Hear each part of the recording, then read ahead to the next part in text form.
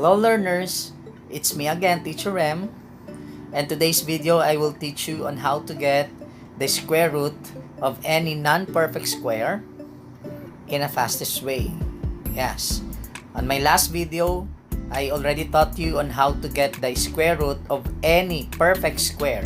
But this time, ang content natin ngayon is getting the square root of any non-perfect square in the fastest way.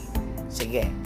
I will give you an example here and let us see kung kaya mo siyang sagutan within 10 seconds. How to get the square root of this number. Square root of 10.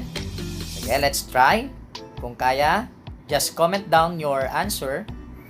But if not, don't worry, I will teach you kung paano natin siya gagawin. Sige, let's try.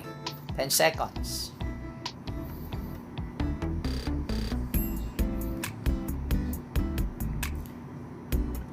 Alright, time is up.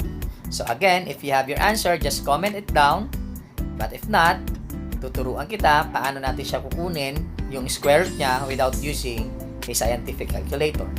So let's start. So all you need to do is to remember the perfect square numbers na meron tayo dito sa box. Okay, on the left side.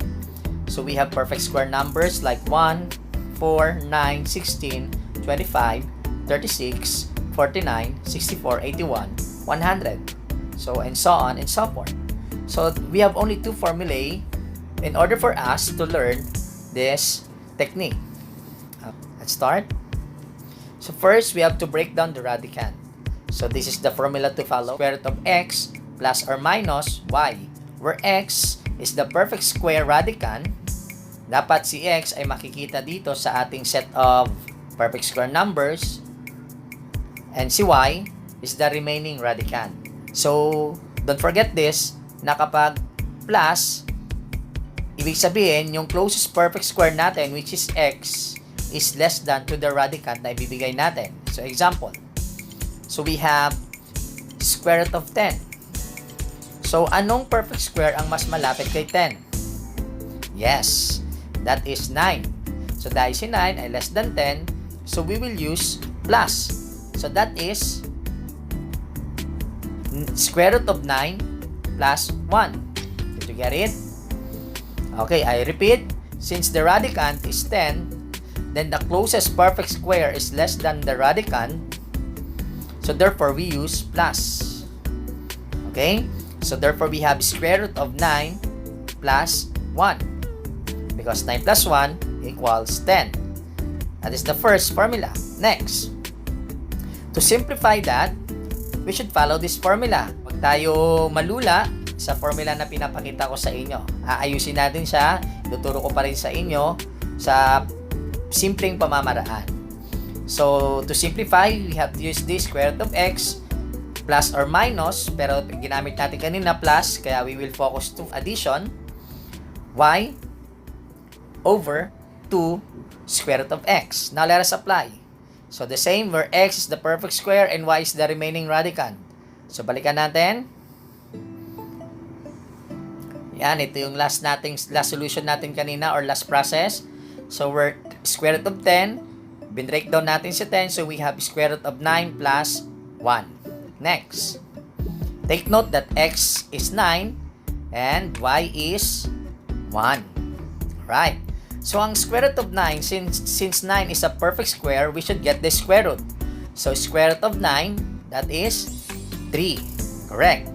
Now, the remaining radicand. Ano yung remaining radicand natin? Yes, that is 1. So, therefore, the remaining radicand 1 over 2 times square root of x. Ano yung square root of x natin? So, that is 3. So, therefore, this is the solution. 3 plus 1, which is y, over 2 times 3, which is the square root of 9, that is 3. So remember, 2 is constant there. So that's it. Now let us simplify. So we have 3 plus 1 over 6. So 3 plus 1 over 6, the answer is 3 and 1/6. Okay, 3 and 1/6. To simplify 3 and 1/6, that is approximately 3.6. 17. Okay? Approximately 3.17 because 1 over 6, that is 0.166666. Repeating number, yung 6. Nakuha ba natin siya? Okay. Sige, isa pa. Another example. Square root of 62. So, look at the set of perfect squares. Sa mas malapit, si 62. Yes, kay 64. Now, let us apply or let us break down 62. So, that is square root of 64 minus 2. We use minus kasi the perfect square is greater than the radicand. Okay? So, we use minus because 64 minus 2, the answer is 62. So, let's proceed. So, what's the square root of 64? Yes, square root of 64 is 8 minus, again, put 2.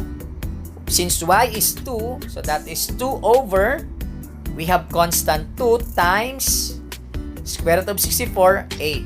Yes, so this is it. Okay, sundan lang natin yan.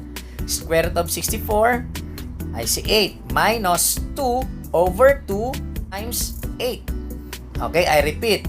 8 minus 2 over 2 times 8. Okay?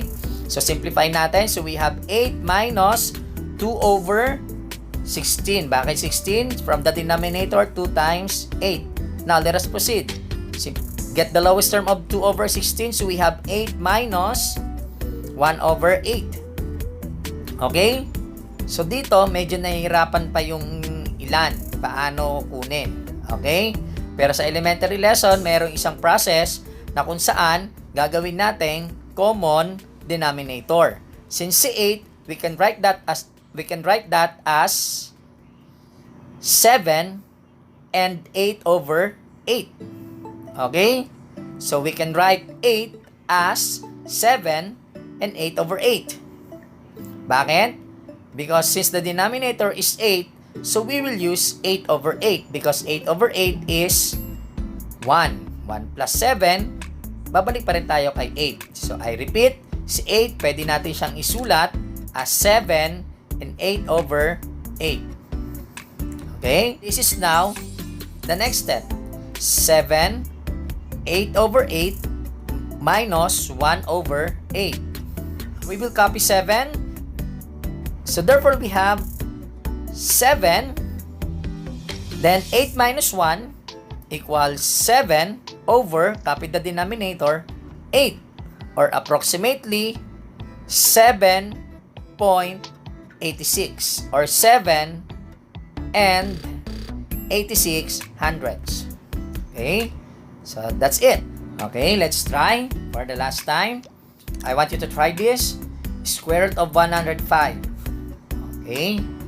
You have to look now kung saan yung closest perfect square kay 105. So, that is 100. So, therefore, square root of 105, we break down 105. So, that is 100 plus 5.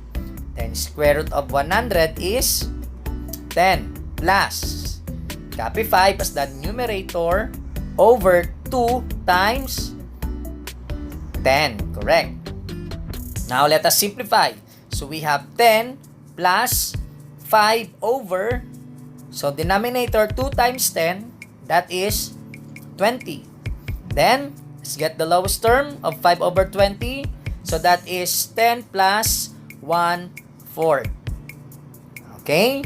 Then, 10 plus 1/4, that is 10 and 1/4.